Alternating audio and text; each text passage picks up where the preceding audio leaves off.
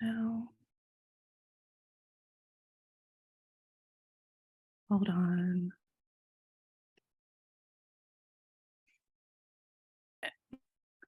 All right. Hello, everyone, and welcome to tonight's panel discussion, Non-Traditional Careers in Law. Tonight, we have three amazing panelists with us, and they all work in very different non-traditional areas of law. We have Chelsea Grant, Francine Miller, and Claire Stevenson. So before we get started, my name is April Love. I will be kind of asking some of the questions at the beginning, at the end, or even in between. You can ask questions in the chat. Diana is gonna take care of that. And so I am actually going to start off by going through their bios. So first up, we have Chelsea. Chelsea is a 3-time graduate of 2 HBCUs, FAMU and Southern University Law Center. Chelsea is passionate about the preservation and promotion of HBCUs. With her experience in higher education and sports, she hopes to get more Black students in executive positions within the sports and entertainment industry. In her current roles as DEI specialist for BSE Global, which is the parent company to the Brooklyn Nets, New York Liberty Nets gaming crew, along with Island Nets and Barclays Center. She works to establish cultural awareness and challenge structural inequalities within her organization and throughout Brooklyn. Outside of work, Chelsea enjoys exploring NYC with her partner and new baby boy. Next, we have Francine Miller, also known as Fran. Fran Miller is a senior staff attorney and adjunct faculty member at the Center for Agricultural and Food Systems, CAFS, at Vermont Law School, where she supervises students in the food and agriculture clinic and leads a variety of projects. Fran focuses predominantly on farmland access, overseeing the expansion of CAF's farmland access legal toolkit to better serve historically marginalized communities. She also serves private clients through CAFS and the clinic, particularly regarding collaborative and community land ownership and business formation. Fran spent many years as a trademark and copyright lawyer, obtained her LLM in food and agriculture law and policy at Vermont Law School in 2017, and moved to Vermont from New York City in September of 2019 to work at CAFS. Next, we have Claire Stevenson. Claire Stevenson is an attorney currently serving as legislative liaison for the office of Governor John Bel Edwards in Louisiana. Born and raised in Houston, Texas, she is a graduate of Xavier University of Louisiana and Southern University Law Center. Stevenson has demonstrated a history of working in policy and governmental affairs. Prior to her work in the governor's office, she served as an attorney for the Judiciary Committee of Louisiana House of Representatives. While in law school, Stevenson served as a law clerk for the Southern University System General Counsel and has worked for the state of Louisiana in a variety of capacities and agencies, including the Office of the Attorney General, the Louisiana State Senate, and is an intern for the Louisiana Legislative Black Caucus. As the daughter of 2 Baton Rouge natives, Stevenson enjoys serving the people of Louisiana, the state that has given her so much and that she proudly calls home. She is a passionate advocate for her community, working alongside members of the Louisiana legislature and other public officials to advance legislation and policies for the betterment of all Louisiana. Stevenson invests much of her time outside of work, volunteering with organizations such as the Links Incorporated, the Junior League of Baton Rouge, and the Kaleidoscope Foundation. Outside of her professional roles, she enjoys spending time with friends and family, cheering on the Saints, and taking classes at Orange Theory Fitness. We are welcoming all of our panelists this evening. So we're going to jump right into the questions. I will say that I was very passionate about putting this together because when I was in law school, I really wanted to take a non-traditional path to law, and there was nobody else really taking a non-traditional path to law. So I'm going to start with the first question. When you first started law school, what was your career that you originally wanted to do? And I will start with Chelsea. Yeah. Hi, everyone. It's a pleasure to be here. Bear with me. I am wearing my newborn and he might act up. But in short, the career I originally wanted to do, I wanted to study fashion. I wanted to be a fashion lawyer. So everything that you think about, like just this shirt that I have on, the way that it was put together, it probably was some type of tax associated with it to get inside the US. Dealing with maybe even licensing agreements. So like when you see a Disney character on a shirt, like I wanted to do all things dealing with fashion law. So that was my original dream. Okay. Fran? Hi, everyone. So nice to be here. I started law school like a long time ago, but I definitely had no clue about being a lawyer who was doing food and agriculture policy in a rural environment. I'm a New York City kid. Go Brooklyn, go Brooklyn. So it really only wasn't until 2008, I started getting involved in urban ag in New York City and involved in a lot of food justice and food sovereignty organizations. And that led me to where I am now. But there was no inkling in my mind about food and agriculture.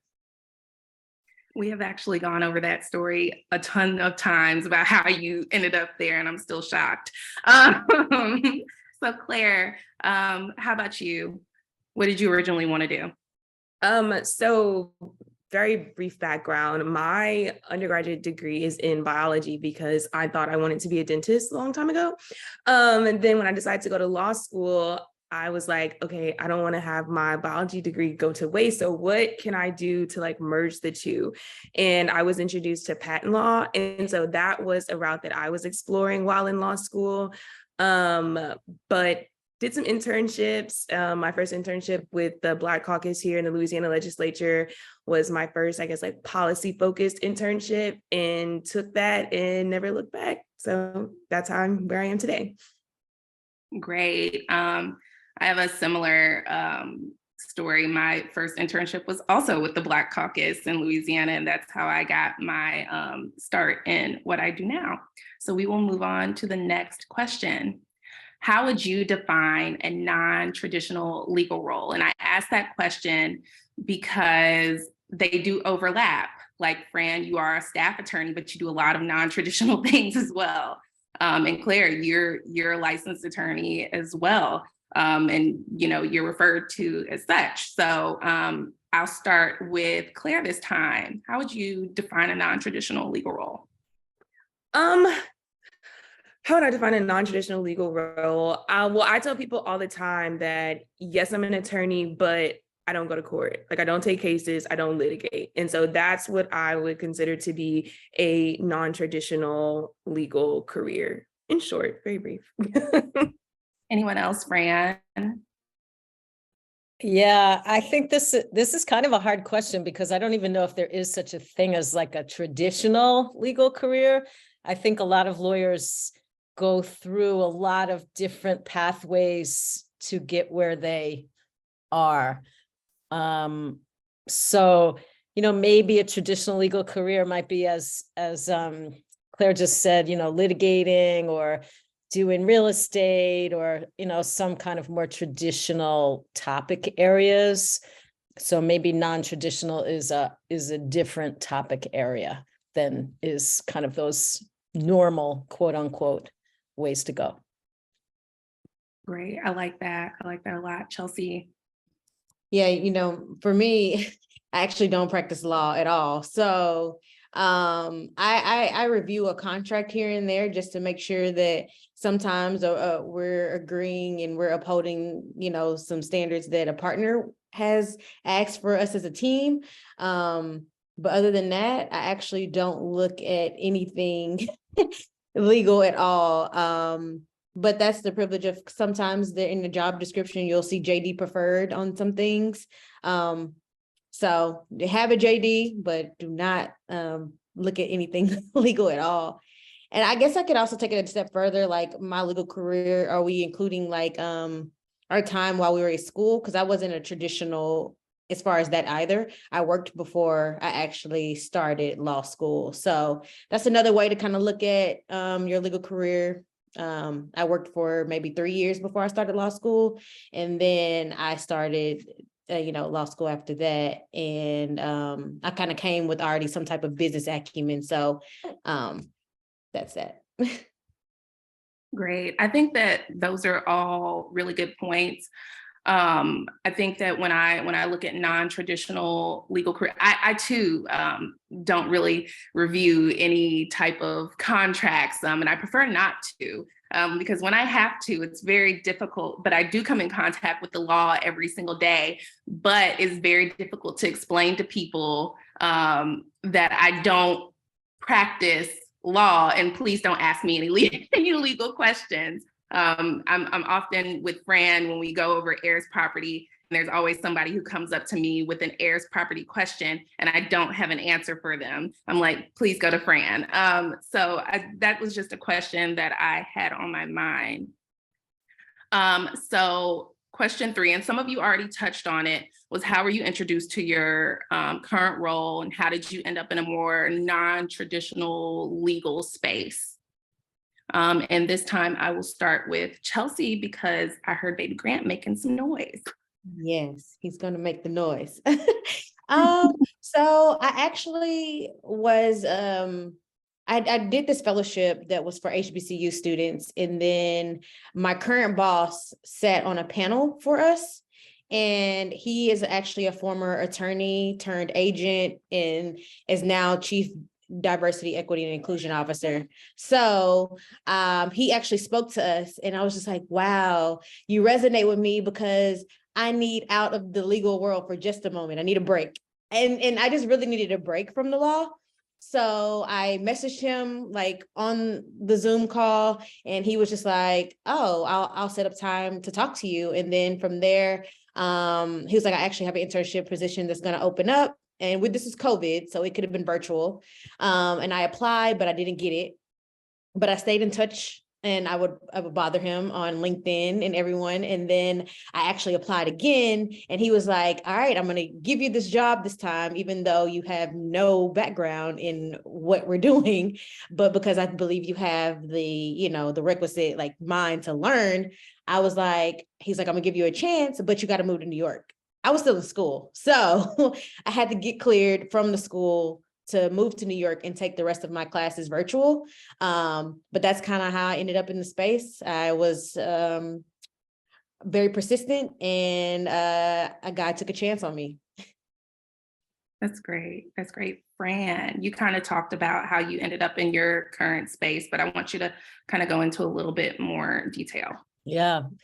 I love that story, Chelsea. Similarly, I feel I got my LLM from Vermont Law School, and mostly I did it remotely. I was living in New York at the time, but there was a clinic here, and I came up for 6 months for the clinic.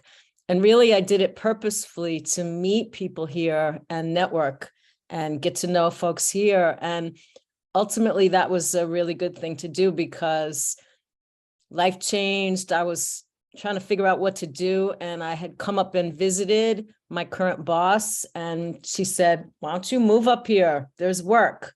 And then my landlord at that time, who I stayed with for 6 months on this sheep farm here, he said, friend, there's a house across the river and the students are leaving. Why don't you rent it?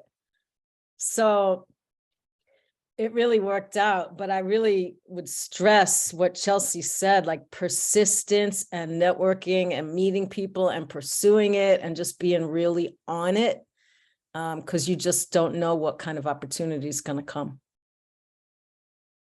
That is very true. Claire. Okay, so again, echoing how important it is to just network and meet people and get your name out there. But my internship, I told you all I started as an intern with the Black Caucus here in the Louisiana legislature. And that was actually an opportunity that April told me about when I was talking to her, like, I don't know what to do. And she was like, look, I did this, you should try it. And I did, and literally the rest is history. So as an intern for the Black Caucus, I was then picked up by one of our state senators. And once that session was over, hold on one second. Once that session was over, I was then picked up by a member of the Louisiana House. Once it was done with him, there was an opportunity for an attorney position. At that point, I had graduated from law school, and it was to be an attorney for a committee that was in the same division that the committee that he served on was on. So he recommended me for that job, got that job.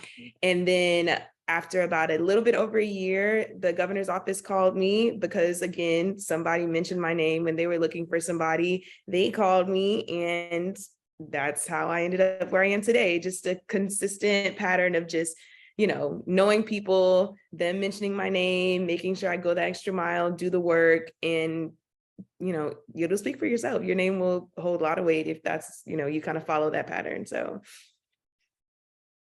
I think those were all awesome. And I think it really puts a lot of emphasis on the necessity of networking, even if it's virtual. I will say no networking led to my current very non-traditional role. My dad found it on LinkedIn. And I was like, is this even real? But networking did help because one of the people on my interview panel actually used to be the boss of one of my professors from law school. And he was like, I'm going to give you a chance because I know him and you took a class with him. And I was like, very small world, didn't even know it. So that's absolutely amazing. So this may take a little longer. And I'm going to start with Fran this time. Can you walk us through, small snippet of your day-to-day, what you do? Wow. I know it changes every single day. Well, yeah. Okay, I'm going to walk through today. So I'm working on a bill on a piece of federal legislation with Cory Booker's office having to do with land, agricultural land. And so my first thing was a Zoom about that piece of legislation and drafting that legislation. And that's really non-traditional legal work too, policy work. It's not contracts or anything like that. I had another call with Dania Davey at the Federation talking about heirs property and other issues. She's a partner. I partner with the Federation of Southern Cooperatives and April's organization, the Policy Center for Socially Disadvantaged Farmers and Ranchers, on the heirs property work. So I had a call with her. I represent in Vermont, and this is more of traditional work, the Northeast Farmers of Color Land Trust, which is a organization that's dedicated to providing land access to Black and Brown farmers in the Northeast. And so they just got a church property donated to them. And so we're working on this transaction and them taking over that property as a community center for their operations. And then just the last thing is on the heirs property work, we created these fact sheets that go through the state legal issues that come up for heirs property owners. And to do that, I reached out to attorneys across the South to review the fact sheets because, as you all may know, statutes say one thing and practice is another. And so I wanted to make sure that those fact sheets really reflected the practice in those states. And that led me to now I'm organizing this network of heirs property attorneys. There are like 35 practitioners now in this group. And we had a call today. And and somebody gave a presentation on some issues coming up, and somebody else gave a presentation, and we're figuring out who we are and what we're creating, and just really providing support to these lawyers across the South who are doing amazing work with families who are just really trying to hold on to their land. So that was today. Going to be totally different. I love what you said, Fran, because it really showed the overlap between the traditional and the non-traditional in day to day, especially if you are licensed or have a JD, you may be called on to do some other more traditional legal work, especially in your area because it's heirs property. You know, there's a lot of overlap there. So Claire, what does your day-to-day look like? So things are often chaotic. I guess that kind of comes along with being a non-traditional role. You also have a non-traditional schedule. So I don't have a standard day-to-day as of right now. So our legislative session here in Louisiana begins on April the 10th. So all of my day-to-day for until then, through June the 6th is when it ends, is dealing with the upcoming legislative session. So I've been having a lot of meetings with agencies, stakeholders, members, any interested parties who are going to have legislation being brought this session, just to be sure that they understand what our governor's stance is on a lot of the issues that they're bringing, as well as forming our legislative package, the governor's package, and being sure that things that we want to bring are legally sound. So that's kind of where my traditional lawyering comes in.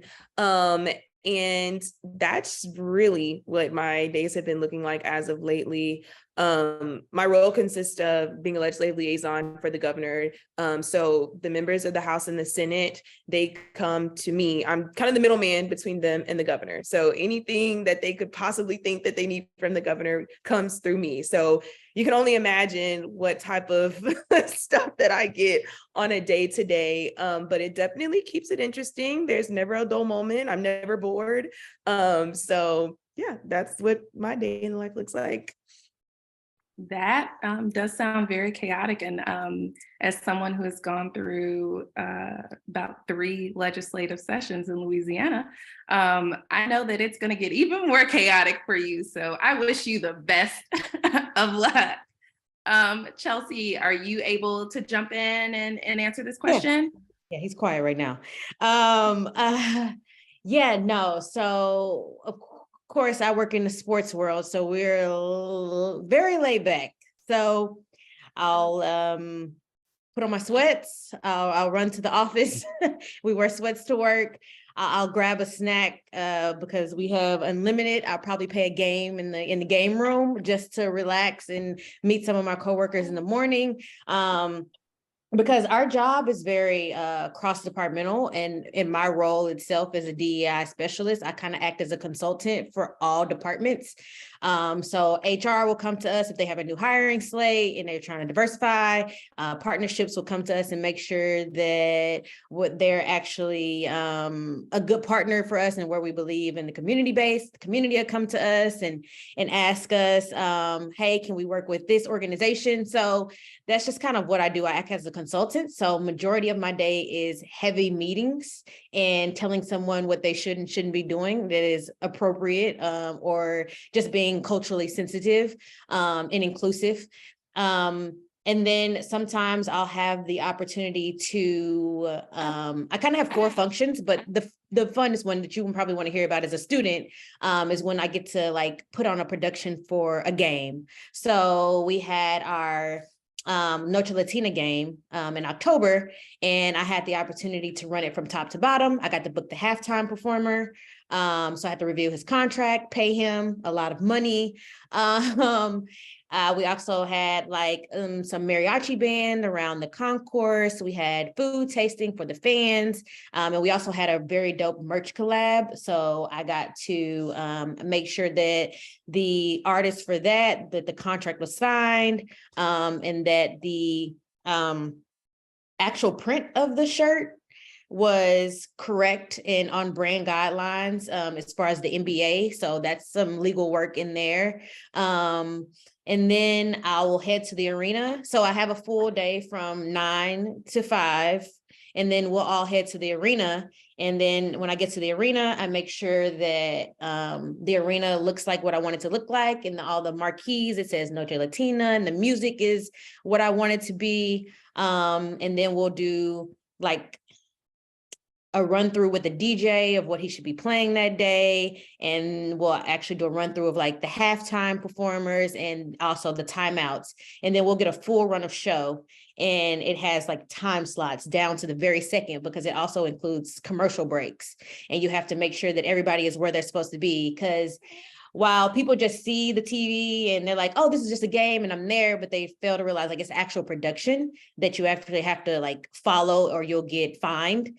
And so I'll be running around the whole time hosting people too, because I'll have like a certain community group that I have like invited. And so I have to have them in a suite and make sure that all their food is there and their alcohol. And sometimes I get to partake, but obviously not now. And we just, party, and I make sure that I'm a host. And like I said, I act as really as a consultant. So I'm really day to day. Nothing's the same, like Claire said, but what is a constant is how many meetings I'm in. I'm in several. And then game days obviously vary. It's like game days are the longest day because we're in the arena to about 10 or 11 p.m.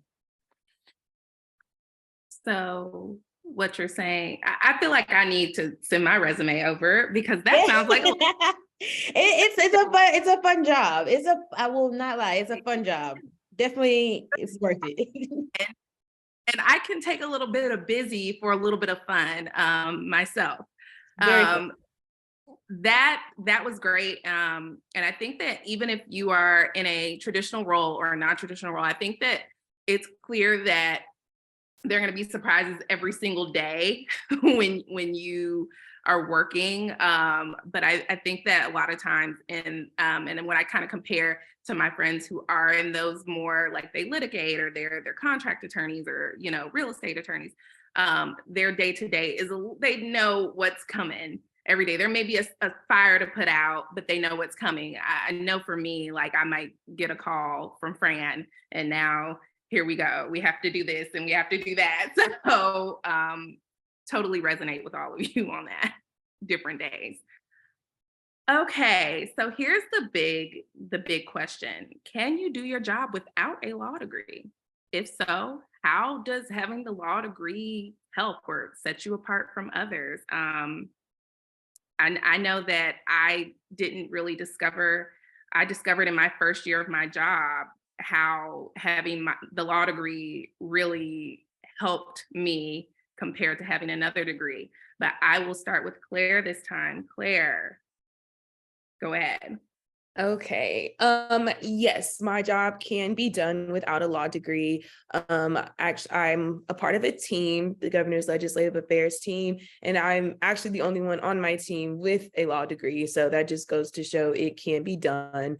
But it definitely does help. Like I said, we deal with legislation, and sometimes people try to pass things that aren't legal. So when we're dealing with the law, like my team members will look at me and be like, can we do that? Or can they do that? So that expertise definitely helps with the role that I'm in. Just, I guess kind of being able to offer that legal perspective to what it is that comes across our desk. And, at any given point, the governor might come to me and ask me like, as a lawyer, can we do this? I'm like, that's not really what I do, but yes or no. So it don't need it to do my job, but it certainly does help and definitely does put me kind of a little of a step above my colleagues by having that additional expertise and knowledge. Okay, great. Totally agree with you on that. Fran. Yeah, I think that people could do aspects of my job without a law degree, not the like representing the Northeast Farmers of Color Land Trust, doing the transactional work, no. But you don't need a law degree to do a lot of the policy work that I do. And there are a lot of people out there with master's degrees who don't have law degrees who are in this space and are smart and, you know, really expert. I think having a law degree helps because I think, and especially having practiced some, having practiced a lot, law school has you think in a certain way. It has you like examining issues a certain way. You have some idea of what the consequences of actions might be. You think more about like how could somebody sue me? How could this go wrong? What if? And so I think it helps in that way to have gone through law school. And also, it's a lot of cred. It's just a lot of cred to have a JD, and that's helpful in your life no matter what you do. So both those things. I totally agree with both of y'all, especially kind of functioning in the same space. There have been times where somebody wanted to do something policy related. And even though, you know, they have their PhD in public policy, like I'm looking like that is against the law. We can't suggest that. It can't be done. You know, and that's just, I've never practiced in that area, but that's just simply from, you know, that Con Law 1 class that I didn't really like. So Chelsea, what about you? Of course. Yes, you can do my job definitely without a law degree. So how does it help to have one? Of course, when I walk in the room, everybody be like, oh, she's a lawyer, so you should respect her and listen to what she says. And they assume that I have some type of authority because I have that. I will say that my boss also trusts me with a lot of things that he doesn't readily do to my other people on my team. He kind of gives me because he's also an attorney, so he understands well, he's an attorney. I never sat for the bar. Let me be clear. I am just a lawyer. And I will say that he definitely trusts me with a lot more tasks and a lot of more like things. I'm sorry. That really require like some depth and some analysis. So strategic planning and stuff like that, he trusts me a lot more than just running a game sometimes. I think that's a great point, especially the clout that comes with the law degree. It can also bring some problems because, like I said before, the people come up to me asking me for legal advice after the heirs property session that Fran puts on so beautifully, and I'm like, please don't. I can't help you here. I barely made it through property. So it can be great, and it can also bring you some issues. All right. So this is a really simple question. What law school class was the most important in preparing you for your current role? Looks like people have to do some thinking there. I often look back at some of my classes, and I will say that based on some of the stuff that I do, property has come up a lot, but also constitutional law. I will start with Fran this time. Because you took coursework. Because you have so you took some very specific coursework as well. And connect to JD. Yeah, in the LLM, a lot of it was very relevant to food and ag. And so, you know, environmental law, food law and policy, all these, it was pretty specific for the role that I'm doing now. I would say experiential work, like clinic or externship or those kinds of things, I think are really, in some ways, the most valuable for being outside of law school and whatever you do next. I'll agree with that. I did both of those. Claire? That is kind of a tricky question.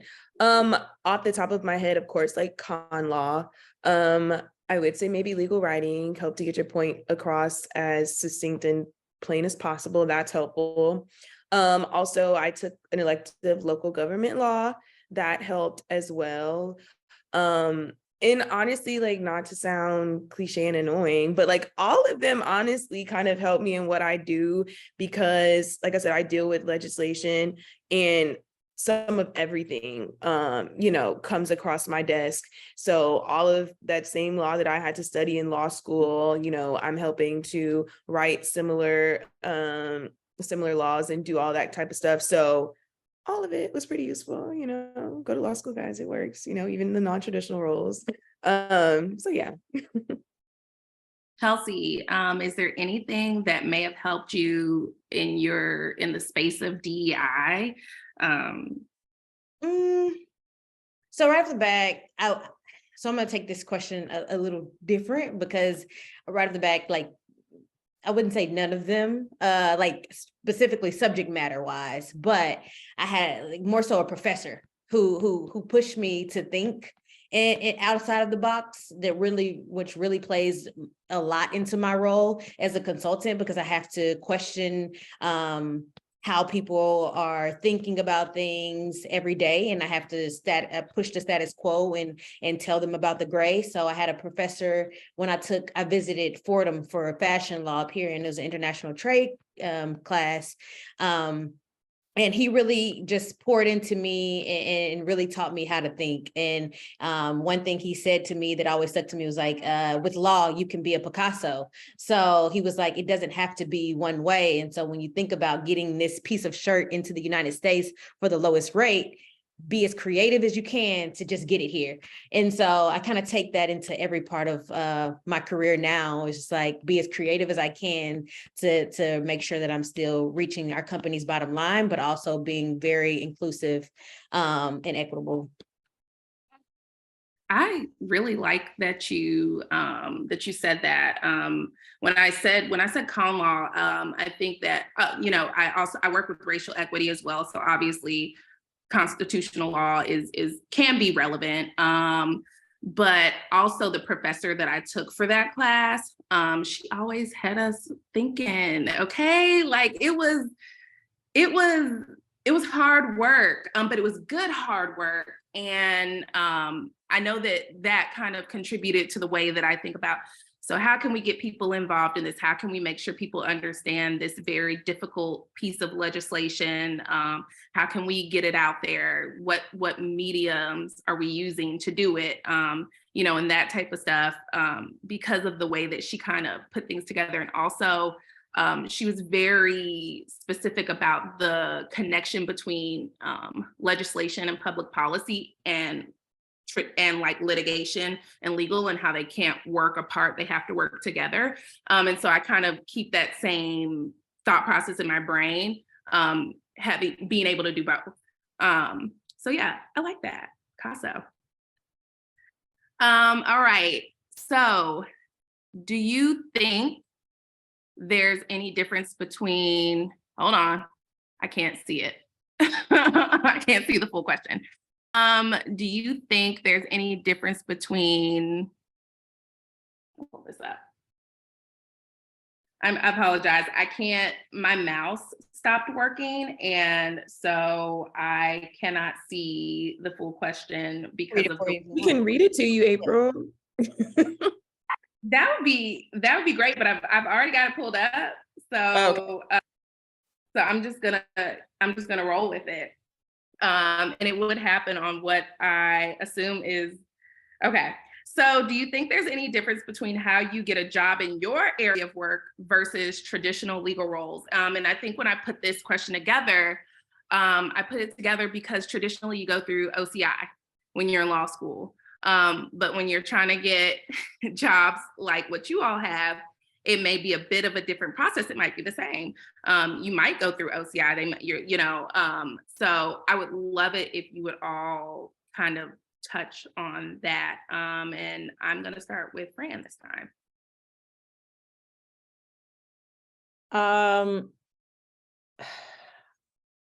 I think that the non-traditional law roles, you can come at them from different ways. I think that the traditional stuff, it's firm based, right? Or a solo practitioner, or big firm or a little firm. And they have their traditional ways of recruiting. So maybe you're a summer associate somewhere, or maybe you're an intern, or, it's kind of those traditional things. And I think in policy, in government, in Chelsea's role, I think there's a lot of different paths that you can take to get to these places. But again, I just think it's like networking and being persistent. That's how you, in some ways, that's how you get anywhere, but maybe especially for the non-traditional stuff. I'll agree with you, Fran. I think that there is more space in this space to be a pest. I've been a pest before, and it's benefited me greatly. Next, I will jump to Chelsea. I will agree, Fran. Like, I would say there's a huge difference only because I didn't go through any OTI. It wasn't school related at all. It was genuinely me putting myself out there and applying, like how you do like a LinkedIn, like you just apply and then you have the application process. I will say that in the sports industry, it's much like legal though, like how it's very who you network based. So to get in the sports industry is typically sometimes a little hard if you're doing something outside of a sales role. So just making sure that you have in the right network if you're trying to do anything in the sports industry outside of sales. I think that's a really good point. Claire. Yeah, network, like that's the name of the game, honestly.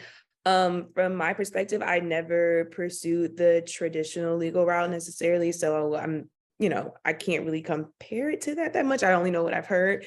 But I know for my jobs, all of them were because somebody that I know mentioned my name. Like the jobs weren't posted.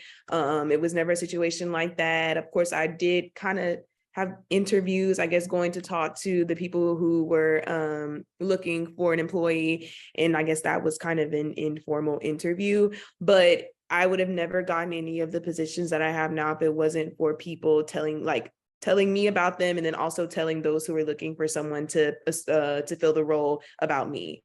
So like no OCI, none of that, just really strictly who I knew, honestly. Yeah, I'm gonna agree with all three of you because I never got any. I only did one OCI internship, and I very quickly realized that was not for me. I needed to exit stage left and find something else to do. And I will say that obviously all of my internships working in policy came from word of mouth, and things of that nature, and people calling somebody and then me getting a call saying, "Oh, I heard you wanted to come and do this job." And I'm like, sure, yes, because somebody just dropped, your name. But I will say that I think one of the most important parts of this is that when you work really hard in these non-traditional roles, it holds a lot of values. And it can actually overshadow whether you have those good grades or not, or, if you tallied a class or this or that, when you're in these more non-traditional spaces, if that makes sense. Because nobody ever asked about my GPA at all. They just wanted to know if I took the class or not. And, and they wanted to hear from people that I had worked with before and who was recommending, me for the role, So I was like, this is nice. I like this. Nobody's asking me about what happened in basic civil procedure, and that's great.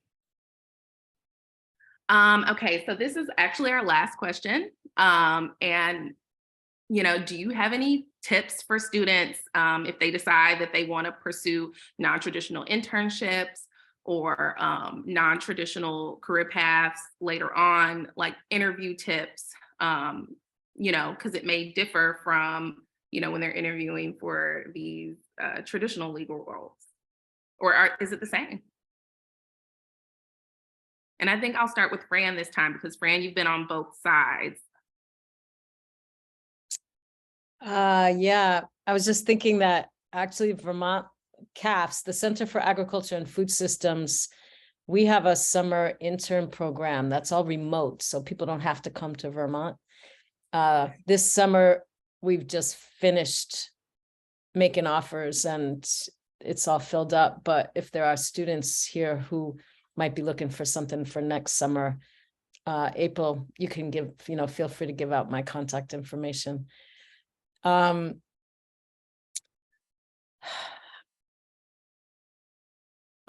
just thinking, like, I tend to think, kind of be as authentic as you can be.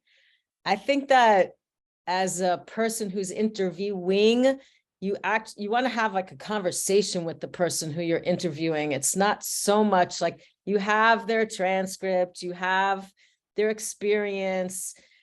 And so you ask questions about that to get people talking, but mostly you just want to talk to people and find out like who they are and how they relate and whether they can have a conversation and if they're personable or if, what their personality is. And, don't overblow yourself. You're a student, you haven't done, you just haven't had that much work experience, most likely. Some people obviously did work before law school, and then you can talk about that, and that totally counts. And everything you've done totally counts.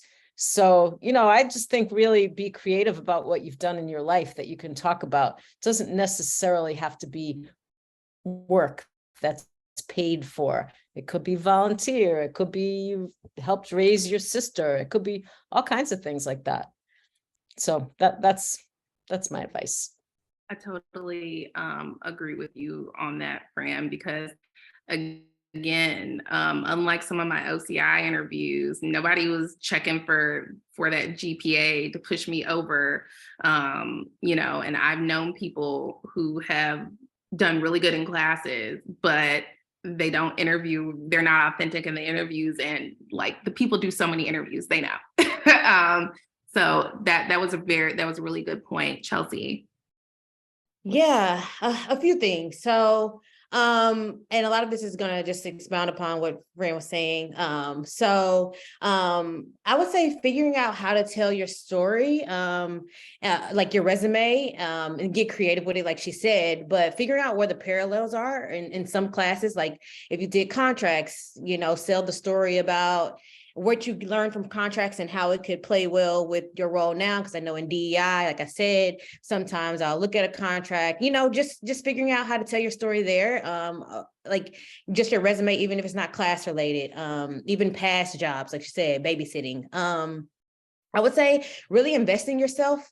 I know that I got a little refund check, and something I should have done more was invest in myself.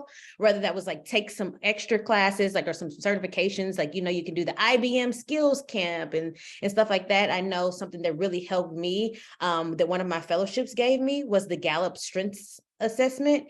And so that was really like me learning what I did really well and what I did not do well. So when you know those things, like she said, you're able to be authentic to yourself, and then you're able to find roles that cater to your strengths and your weaknesses.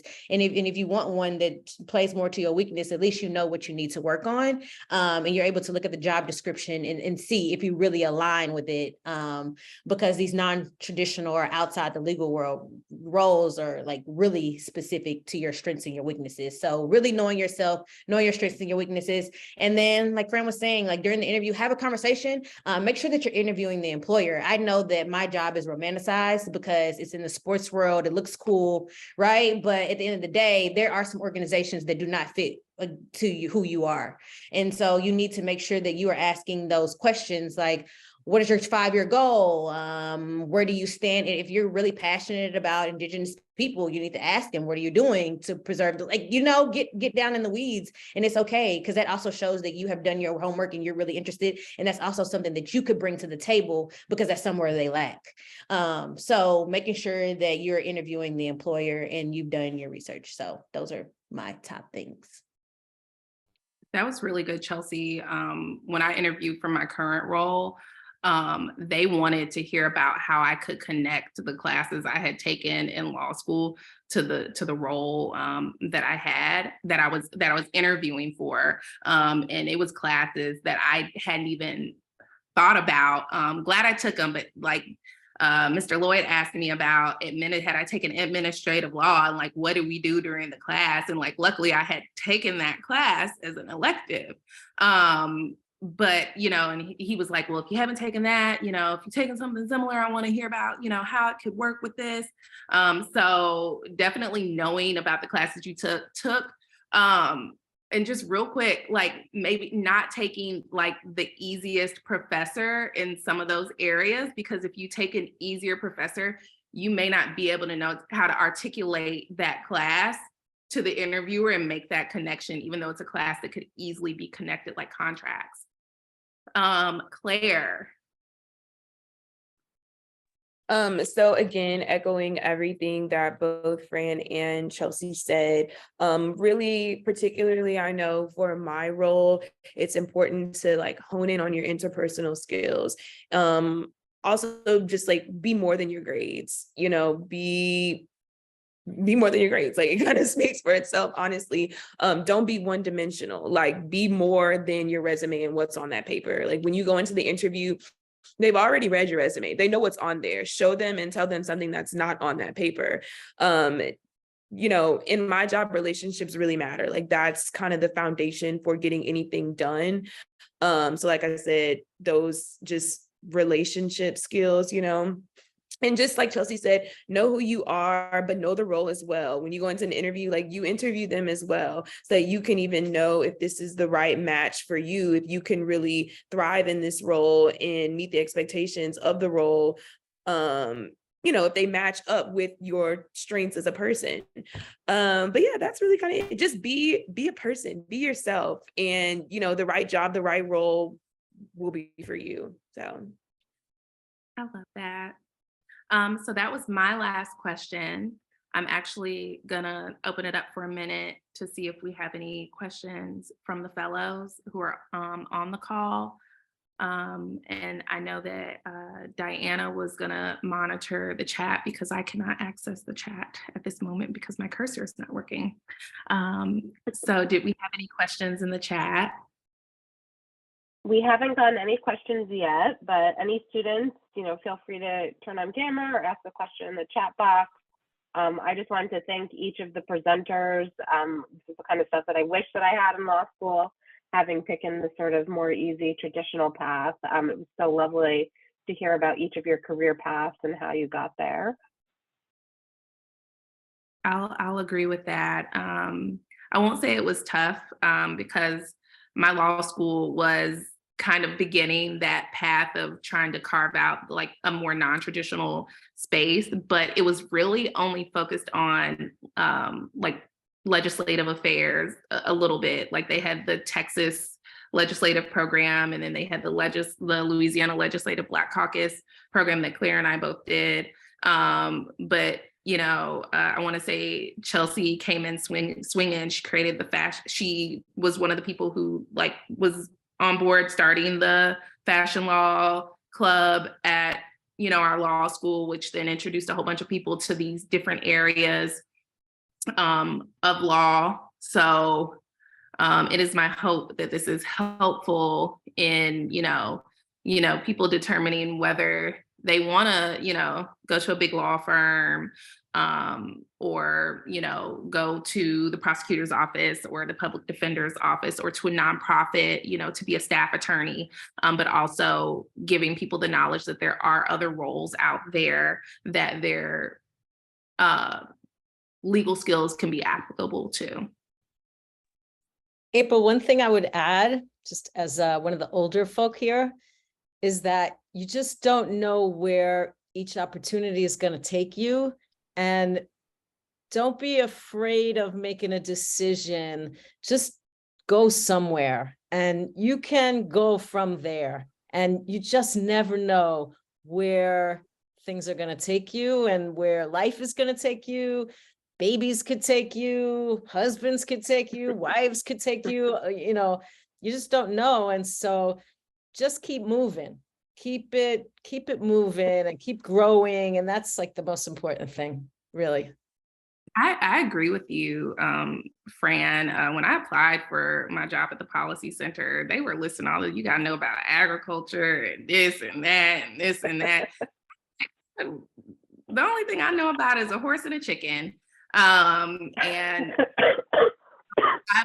when I had just moved back to Mississippi, and I you know, really I accepted the job once I found out that I could work from home because I had a baby, and I didn't want to have to pick up and move somewhere during COVID-19 with a baby. And taking this job has been probably the best decision I ever made because it's really pushed me into an area and meeting great people like Fran that I never would have met, and learning about things I never would have learned about and being able to make those connections. So I totally agree with you on that. So looks like we don't have any questions. I think you guys were just so wonderful that everybody was kind of starstruck. Well, if you do have more questions, you can shoot me an email, and I can get them over to whoever you want them to go to. I put my email right there. So if there is nothing else, I want to thank you all for jumping on here and giving me a piece of your Thursday night. And you guys did great information. I put my LinkedIn there, so feel free to connect and ask any questions that you want also, so. All right. Thanks. Thanks so much, April. all. Nice to meet you, Chelsea and Claire and Diana. All Bye, right. it was great. Go Brooklyn.